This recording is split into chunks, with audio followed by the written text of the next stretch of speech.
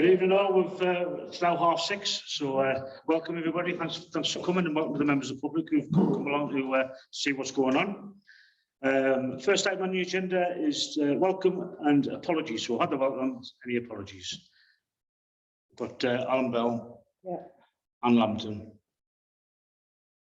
Who else was there? Someone say Gary? Gary, yeah. Yeah, Tim. Tim's not here. Declarations of interest, anybody? It's a short agenda, so hopefully there shouldn't be too many things on there. No, none. Item 3, public comments. Now, any member of the public speak at the meeting, maximum 15 minutes, 5 minutes per person. Thank you.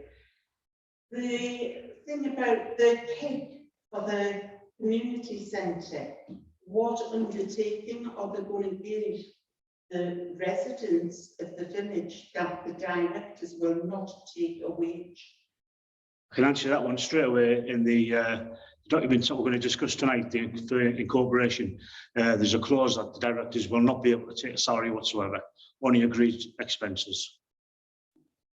And secondly, I know it might seem trivial, but while you're recording the meeting, why is it that it's always put forward at the top table? Nobody can see the chair and the vice chair. I would like to see it altered so that the chair and vice chair are also on screen. We're looking at that, and it's either going to be that we can put a bracket up on the wall to put the camera up onto, or a tripod to try and get it either one side or the other. But it's a work in progress, trying to get it going. It'll be on soon. Good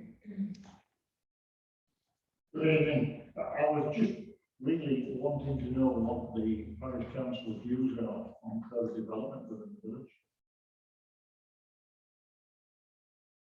As far as I know, from a conversation I had about something last week, was that there isn't a long-term plan for further development at the moment.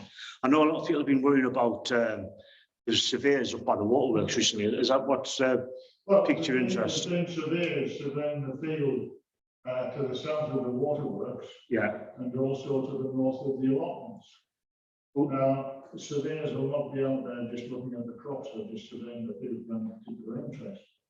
And I do know that there is a company called Westwicks, who I assume are planning consultants in Newcastle, did write to the county council last July, inquiring about the possibility of building 200 houses and stating the reasons why that should be included within the sort of plan. Fortunately for you and me, I'll be looking at this week, and apparently the first answer we were given was that the surveys have been done. What they tend to do is look 10 years ahead, and if you'll notice on that first field, they moved the gates last year, didn't they? Put some stones there, then they had a gate put up, and basically what they do is they're establishing that as the entrance, and they're looking it's still owned by Lumley Estate, that field, and the other one. It's owned by Lumley Estate, 1988. Two, sorry? It's owned by the Lumley Estate. Lumley's now, it was Lumley or Lumley. But what they do is they look to establish an entrance, working 10 years ahead, looking for land that to perhaps be able to sell in the future. Alan's been on to the estates today, and they've asked him what's going on, and the guy he spoke to couldn't give him a full answer, but he's promised to get us back to us in the next week exactly what they're doing. But the survey was a topographical survey, which is basically looking at land levels, and I suppose that would ultimately end up being a possibility that they're looking in the future at some point to use that land for housing. Yeah, well, it does clearly mention in the letter which Westwicks have sent to the county council, 200 houses. I just wonder what the parish council's views were on A, future development, and B, has the village got the infrastructure to take a further 200 houses in terms of schooling, in terms of the doctor's surgery, etc. I agree with you. Probably isn't enough, but if it was 200 houses, it would be a massive 106 fund, and we'd have to apply to improving schools. It's about like 600 or 700 people in it. Yeah, it's quite a big number. Yeah. I'm just interested to hear the parish council's views on it, that's all. I mean, obviously, I've got an interest because I live in Bridmore Close, which your books have built. I was probably talking to one of your neighbours this week about it. I've been talking to David Gray. David? Gray. All right, yeah. I was talking to him about it this week as well. Yeah. Because No, he's in the same cul-de-sac, so he's in the same. That's correct. Yeah, yeah. And I was just interested in your parish council's views on that. Snap question, snap answer. We'll have to give it some thought and see what the implications would be. Exactly how many houses. It's so much really, isn't it? Because here's the problem with housing. People haven't got nowhere to live. You know what I mean? So there's a shortage of housing, I should say. And then what do you want to get that big? So yes, because of the shortage of housing, but no, because you want to be side of the town. Yeah. So There's considerable development going on in this area at the moment. When you look at the properties which have just been built next to the children, below the children. And what's technically I would have called a floodplain. You know, there's like how many houses are the planning to put on Mountain Estates? That one's in the many. that goes all the way down to that motorway road. Yeah. And virtually to the road. So, you know, there is an awful lot of housing going on, and I can understand, I can see the need for housing. What I'm asking is as the parish council any views on future development in the village, you know, can the village sustain it? Is the infrastructure there? And if there is an application goes in at some time in the future, what would the parish council views be on that? This was a similar situation to when Bellway put the application in across from Tintagel. I used to live across where Bellway is now. We argued the same. We argued for the sustainability. We argued for the schooling. We argued about the environment. We did all of that and how that was it was a public right of way. We tried everything. Attest to that, and they went ahead anyway. Well, unfortunately, one of the reasons why we go ahead is because money talks. And the developers will turn around the council and say, well, we'll give you this, we'll give you that, they'll promise the earth and deliver. Absolutely, and I think what I would say is that we can put up the best fight we possibly could if we didn't feel that that was something the village would benefit from additional housing. However, having had first-hand experience of it, not so sure where we would get with it. It's not easy. It isn't easy. No, I really appreciate that. Money talks. Yeah, I'm just interested to hear what you guys. My view would be to look at the sustainability of it, like we did with the Bellway development. I mean, originally, I think if I'm right, because we came to a public meeting about it, and it was, I think they built 80 odd houses in the end, but it was paid for so many more than that. And they scaled it back. You see, what they also would be doing would be extending the parish boundaries. The boundaries of the village, and I mean, they're quite clear now. If you come along Canterbury and you go across the road and go straight down, and then the footpath is the boundary to the eastern side of the village. Now, the parish boundary runs all the way out to the parish of the motorway, isn't it? It's the boundary of the village boundary. You know, there is a sort of clear delineation all from Canterbury all the way through the footpath and then down to the George Pitt Lane, which is the lane that runs down towards the. I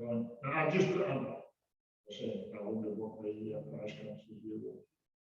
Yes, we have to campaign for the infrastructure to be proven affordable.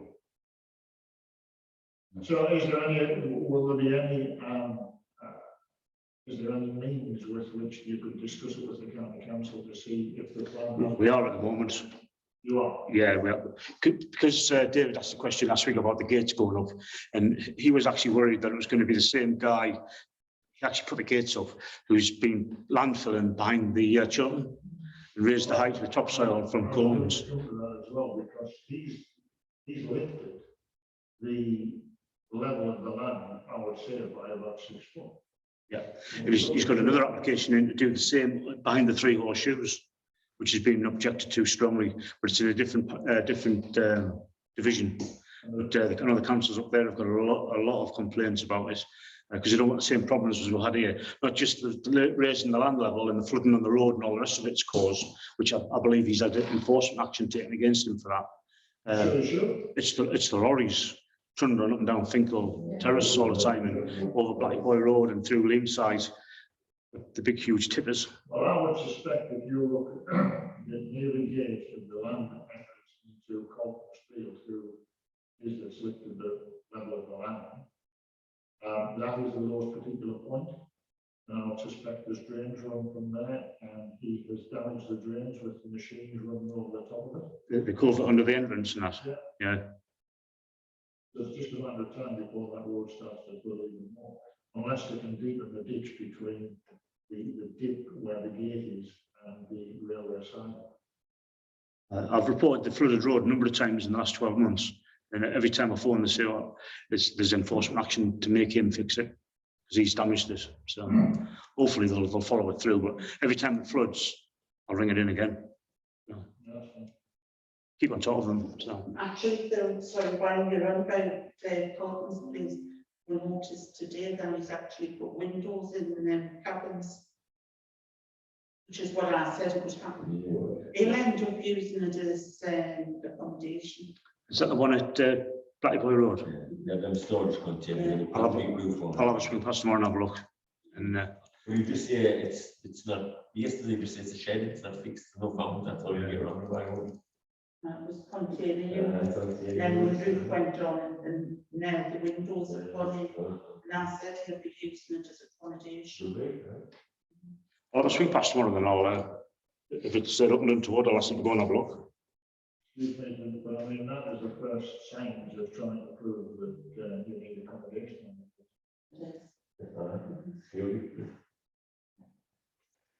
Right, thank you very much for your questions. As soon as I find something out about what's going on in that field, we can publish it, or I'll bring it back to another parish council meeting so it gets minutes what we found out. So, first Tuesday of September. If we've heard back by then. At the moment, we're met regularly with it's recess month and everybody's on holiday, so everything seems to have slowed down this month. So, right, next item on the agenda: to discuss and make a decision on supporting the establishment of Great Lumley Community Interest Company and handing over the licence to apply articles of association that have been previously distributed, circulated. Right, have we got any thoughts of anything that needs to be changed? No, I have a written document. I think the only thing, after discussing some with Neil tonight, the only thing I might add is that there should always be 2 members of the current parish council and the board of directors, and that will always give us feedback from one to the other. You can't have too many, otherwise it becomes a shell corporation, the same as the CIO was. You have to have some who aren't, otherwise it muddies the waters and you can't do it. Do you have a proposal to agree? Articles of association. Carol to propose and Neil the second. Take a quick vote just to make sure. Votes for. Right? Yeah. We only need 4 to be chorus, and we've got 7.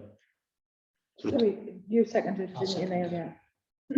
those in favour? Unanimous. Thank you very much, all. Right. Next item, under Schedule 12, Local Government Act 1972, unfortunately, you have to exclude members of the public and press. This next section, as we were discussing employment. Thank you very much. Okay. Thank you very much for coming. Thank you.